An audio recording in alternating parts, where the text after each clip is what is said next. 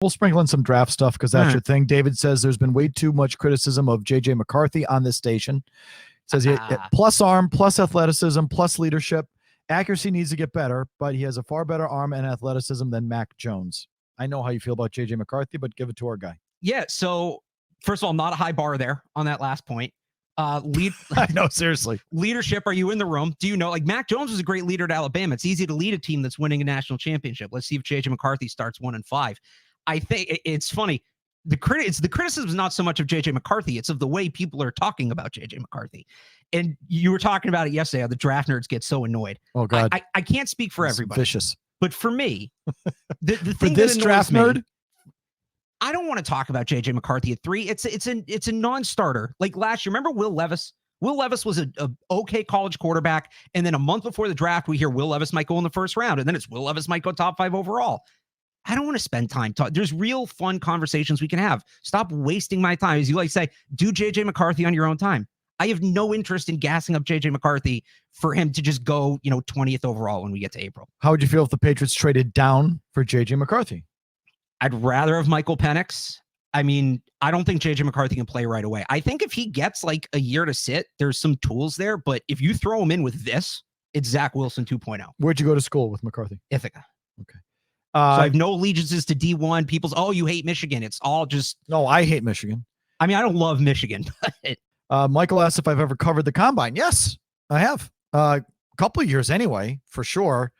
But yeah, and like, even though I was there covering it, I'm not there in the fucking dome with my notepad. Like, you didn't have a stopwatch out? No, you have interview. You're there for the interviews because again, back then Bill made some of his. Bill used to be available at the combine, not to the meet, not on the record. That's when you used to get like a off the record dinner with Bill or something like that. You see him at St. Elmo's or whatever. Yeah, that's what. But not even that. Like, the me. local guys, he would get together with the local guys and you'd have a little chat. Okay. But it wouldn't be on the record. And I remember doing that a couple times. But yeah, I've covered the combine, but I've never been a draft guy. It's too much for me, bro. It's just. Look, I never necessarily thought I would be this into the draft. It just kind of happened. And I enjoy it. I really do enjoy it. But it's a different kind of animal. It really is. It's so dorky. And it's none of it pans out. Like none of it, almost none of the pre-draft analysis translates post-draft. It's like, I'll do post-draft all day long. I love that. Like, that guy was taken there. He sucks. That guy was taken there. Good pick. This is their drafting record. That's their drafting record. This player over that player, who got it right, who got it wrong. I'll go backwards all day long.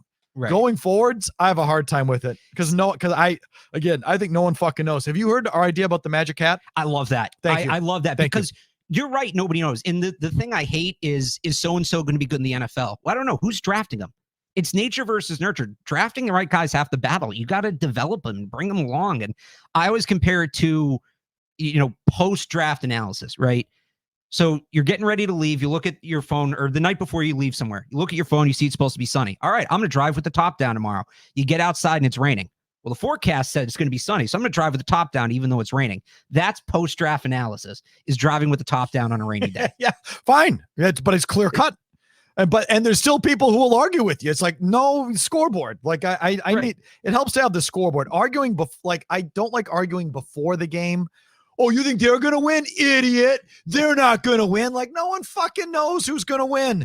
Or like, oh, you think J.J. McCarthy sucks? You'll see. Like, no one knows.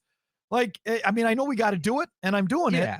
But it's far more valuable to go back and say who got it right and who got it wrong. And then the people who deny the scoreboard, then now we really got a conversation. Well, that's when I don't care. When people say, oh, so-and-so wasn't a first-round pick. He got taken in the first round.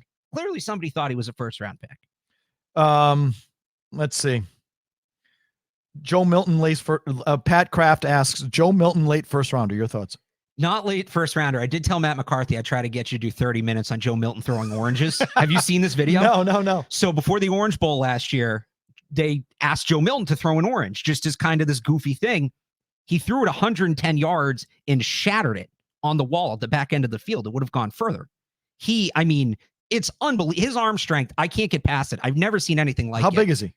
6'4", I think 6'4", 6'5", 235. He's a tank. He can run. He can throw the ball a country mile. Jim said it to you guys on your show, but the way I described Joe Milton is if you need somebody to throw at 80 yards, he's going to throw at 80 yards. If you need somebody to throw at 5 yards, he's going to throw at 80 yards. Keep using that line. Don't be afraid to keep repeating I it. always say this. It's a good one. Joe Milton's the most entertaining player in the draft. Now, entertaining does not mean good, but let's say the Patriots drafted Joe Milton. They don't have a long-term answer quarterback, but those 3 preseason games a year, we'd get to go out there and watch him just sling it. As entertaining as preseason football is going to get. I'll tell you that right now. Okay, but he's not even close to the first round. No, because he's 25 or he'll be 25. He's had these same problems for years and years. He just kind of is what he is at this point.